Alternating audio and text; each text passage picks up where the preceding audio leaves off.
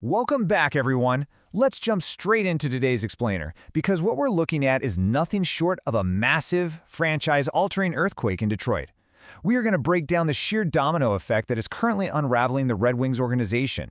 It's a crazy story of legacy, frustration, and a front office that is changing at warp speed. If you follow the NHL, you know that Hockeytown is usually the gold standard for stability. But recently, well, that stability has completely fractured.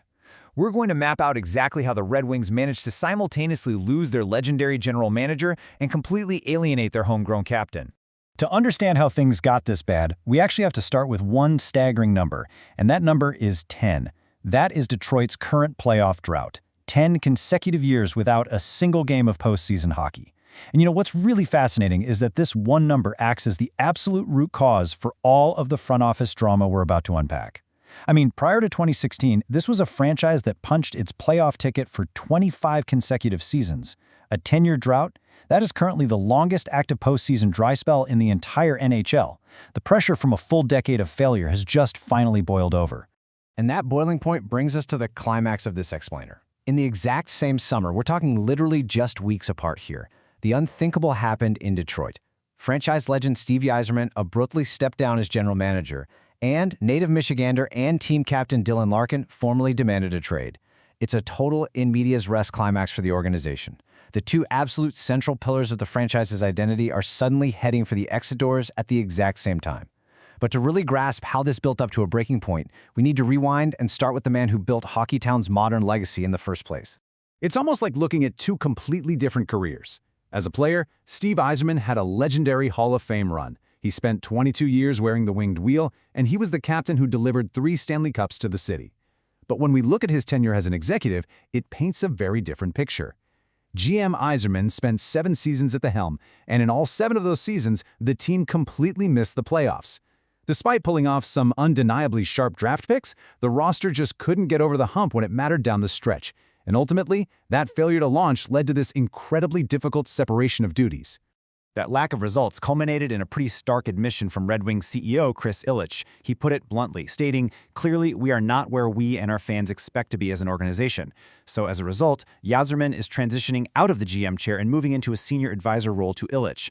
The organization is now actively hunting for a new head of hockey operations, someone they're praying can finally construct a championship-caliber roster. But let me tell you, whoever takes that job is inheriting an immediate 5-alarm fire that they have to put out on day one. And that fire is Dylan Larkin. Larkin currently carries a massive $8.7 million average annual cap hit for the next 5 years. Now, honestly, for a point-per-game, top-line center in today's NHL market, that's actually considered a pretty solid value contract. But the real kicker here is what comes attached to that money. A full no-movement clause. Larkin holds literally all the cards in this scenario. Management can't just flip him to the highest bidder to restock their prospect pool. No, he has to personally approve his next destination. Which leads us to an incredibly restrictive list of teams. Larkin is exercising that no-movement clause to limit his potential landing spots strictly to 4 contending teams. We're talking the Dallas Stars, the Minnesota Wild, the Florida Panthers, and the Vegas Golden Knights. By narrowing the entire league down to just 4 franchises, Larkin is applying a massive squeeze on Detroit's front office. From a strategic standpoint, dealing with a market this limited completely kneecaps a general manager's ability to create any sort of bidding war. So this brings up the multi-million-dollar question, what is the asking price for the captain? How does Detroit actually extract fair value here? Well, if we look at the rumors directly from our sources, the Red Wings are demanding pieces that help them right now and in the future. Exploratory conversations with Dallas reportedly involved asking for their rising star Wyatt Johnston to offset Larkin's cap hit. Meanwhile, sports analysts have been throwing around proposed blockbuster packages from teams like Carolina, involving top-tier prospects like Logan Stenkoven and Alexander Nikishin. Now, Carolina isn't on Larkin's public list, but it perfectly illustrates the caliber of elite, young talent Detroit is demanding in return. But how did things get this bad? How did the relationship between the captain and the front office turn so completely toxic? Well, ESPN's Emily Kaplan reported that the tension actually dates all the way back to some really testy contract negotiations in 2023. Following that, over the course of 2023 and 2024, management traded away multiple of Larkin's closest friends on the roster, guys like Tyler Bertuzzi, Philip Roenick, and Jake Wallman. You add in those continued late-season collapses where the team just kept missing the playoffs right through the spring of 2026, and the pressure finally popped. June brings Larkin's trade request, and then July brings Yzerman stepping down. It was a slow-motion car crash. And the fan base? They are entirely split on who to blame, and the sentiment on hockey forums captures this messy divorce perfectly. On one hand, some fans point the finger squarely at management, basically saying, hey, you traded away all of Larkin's friends and failed to surround him with elite talent. But on the flip side, other fans are quick to point out that Larkin willingly signed that long-term contract. They argue that as the captain, he failed to lead the team when it actually mattered, wilting down the stretch multiple seasons in a row. It's emotional, it's messy, and honestly, there's plenty of blame being passed around by everyone. So who actually steps into this pressure cooker to clean up the mess? Enter Shawn Horcoff.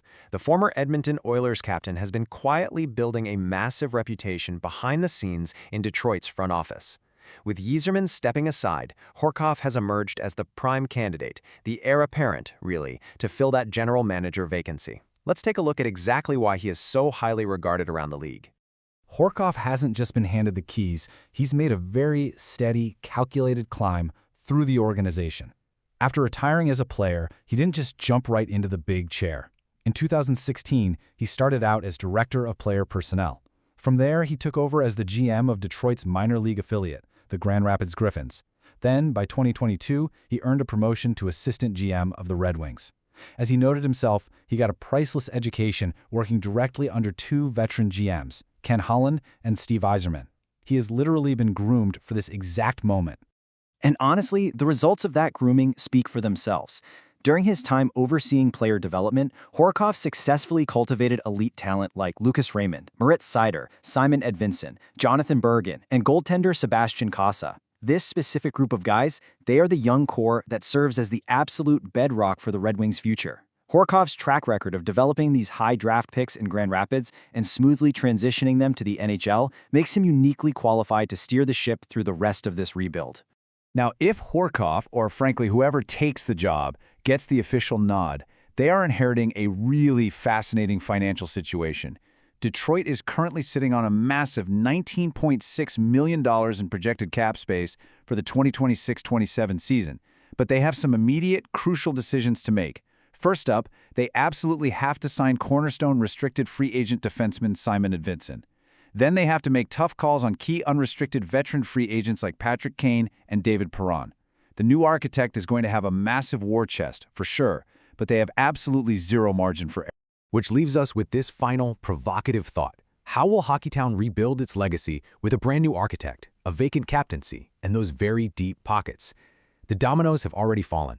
10 agonizing years of losing pushed Yzerman out the door and completely alienated the franchise player. But with significant salary cap space and a thriving, talented young core, the next chapter in Detroit could be every bit as dramatic as this one. Thank you so much for joining me for this explainer. Keep your eyes on the Motor City, folks, because this sports drama is only just beginning.